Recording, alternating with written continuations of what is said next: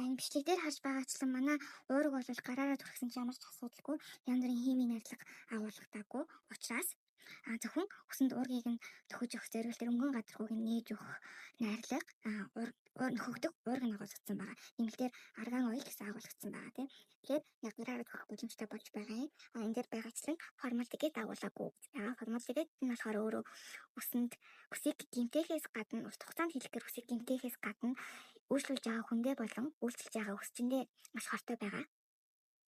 Тэгээ ерөнхийдөө бол манай уурганд бол яг энэ манай шампунд агуулгадж байгаа кератин уурга гэдэг уурга нь яг эрчимтэйгээр нөхөгдөх хэмжээгээр агуулгдсан байгаа гэж ойлгож байна. Тэгснээр үсийг ботокс шиг шулуун болохгүй харин үсийг эрүүл болгоно. Эрүүл болгосноор үс нь өөрөө эцэцэн хэвийн хэмжээнд буюу эрүүлжээд шулууртар эцэстийг болдог байгаа.